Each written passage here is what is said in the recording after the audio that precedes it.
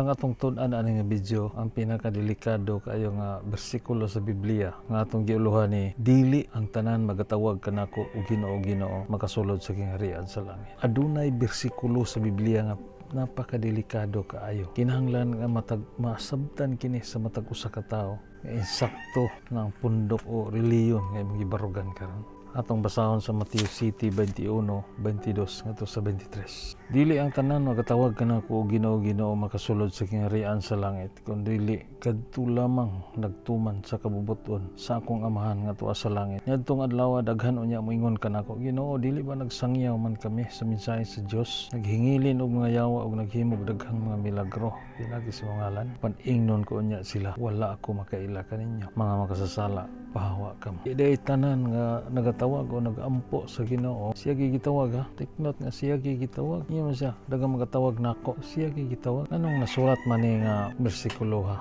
Ngayon ang Ginoo, dagang magatawag ka na. Tungod kay nasayod ang atong Dios nga sa umaabot nga mga adlaw daghan kay mga tao na nga magasangpit o magatawag sa Ginoo. Ingon siya apan dili makasulod sa gingharian sa langit, kun dili kadto lamang nagtuman sa kabubuton sa man ato sa langit. May mga langit. Daghang mga tao kung nasugatan raw na ingon sila, Ginoo man ni amuasad. Kanay mo Ginoo man sa naimo ha. Pareha ra na. Sabi nimo pagbantayan na kay limbungan na kasayawaan. Tungod kay ang kabubuton lamang gayud sa Ginoo may matuman. Ingon dito, kung dili kadto lamang nagtuman sa kabubuton sa mahan nga tuwa sa langit. So unsa man day ang kabubuton sa mahan nga tuwa sa langit, ngaron ang tao malangit. Atong basahon sa Juan 6:40. Kay buot sa akong amahan ang tanang makakita sa anak ug mutuo kaniya, makabaton sa kinabuhi walay katapusan, ug banhawon ko sila sa katapusang mga adlaw. Tumuod ay kabubuton sa amahan nga ang tanan kuno nga makakita sa anak ug mutuo. Kung sa ibot pasabot sa makakita sa anak, ang makakita sa anak kay di naman ta makakita gyud kay wa naman dugay naman to si Jesus namatay. Dili pa ta mo ingon og kanang nang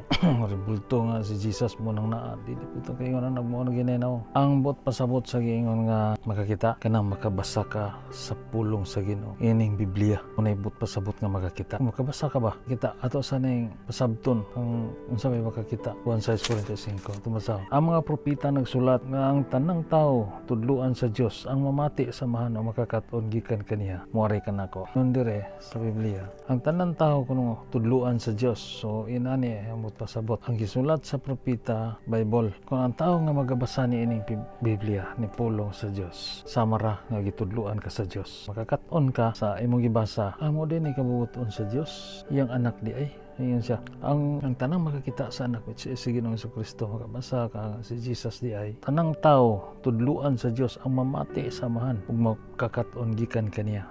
Muari ka nako. Subot masabot nga og makakaton ka, makabasa ka sa pulong sa Ginoo sa Biblia nga si Jesus di ay mo ipasabot ani nga buot samahan mo itong tuuhan pasabot mo duol ta ni Jesus. Adto ta ni Jesus mo pakisayod kung unsa iyang kabubuton. So unsa may kabubuton samahan atong basahon sa Juan 3:16. Gigugma pagay sa Dios ang kalibutan ug tungod niini gihatag niya ang iyang bugtong anak aron ang tanan nga motuo kaniya dili malaglag kun dili makabaton hinuon sa kinabuhing dayon. Sumuo ni kabubuton sa amahan ato sa langit, gihatag niya tungod sa iyang dakong gugma ug kaluoy nato mga tawo nagpuyo aning kalibutan na makasasala. Naluoy kayo siya nato tungod kay puro ta makasasala. Ang mga kasasala itambog ngadto sa linaw kalayo, kalaglagan ang atong padulngan. Yun siya gihigugmag maayo niya kitang tanang mga tao nga nagpuyo sa kalibutan.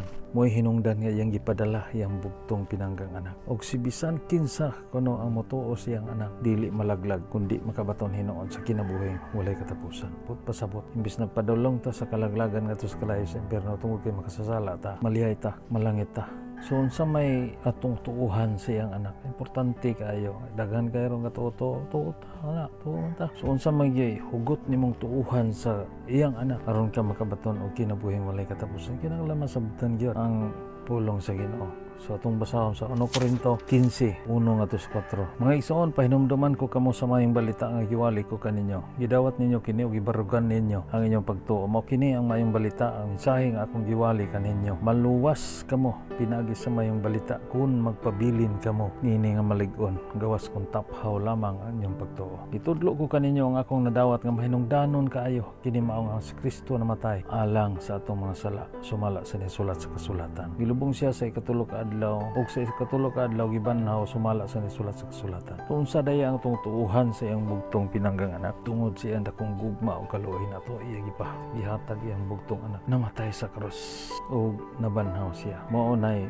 kabubuton sa man nga atong tuuhan sa iyang anak nga iyang gipadala ang iyang kamatayon dito sa krus iyang pagabanaw. Sige ingon dito mo ni maayong balita nga giwali ko kaninyo, gidawat niyo kini ug gibarugan ninyo ang pagtuo maluwa mao kini maayong balita ang mensahe nga akong giwali kanyo maluwas kamo pinaagi sa mayong balita kun magpabilin kamo niini nga malig-on. Kung magpabilin ka nga malig-on nga mao ra gid tong kamatayon ni Ginoong Hesukristo mo imong tuuhan nga mo'y magaluwas nimo. Tutok lang kang Ginoong Hesukristo nga siya ang nagluwas nimo. Tuhui siya katulang iyang kamatayon dito sa cross mo gituhui kinasing-kasing diha ka makabaton og kinabuhing walay katapusan. Dayon importante dayon nga makikistorya ka sa Ginoo, mohangyo ka sa Ginoo, makikistorya ka ni Jesus tungod kay si Jesus buhi kanunay nabanhaw siya, Dios siya, masayod siya sa imong kasing-kasing una-una.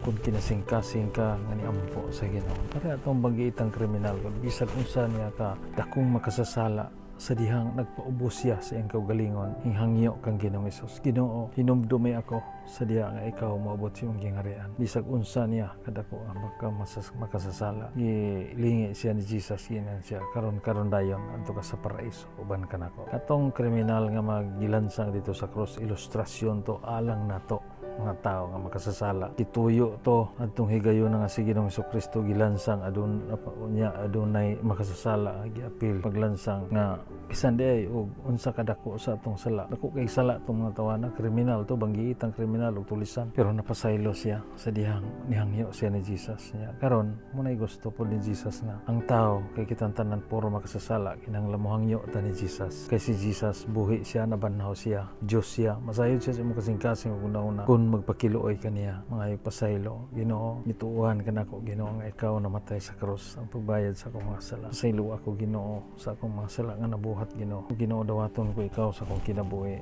Ikaw na maghari na akong kinabuhi Ginoo kay kun wala ka di kay mahimo Ginoo. So inaana mo ibuhata pakig-reconcile sa Ginoo. Paubos ang kaugalingon pakiluoy ni Jesus. Diha ka makabaton og kinabuhing walay katapusan. Hinaot nga nasabtan ang pulong sa Ginoo. God bless sa tanan.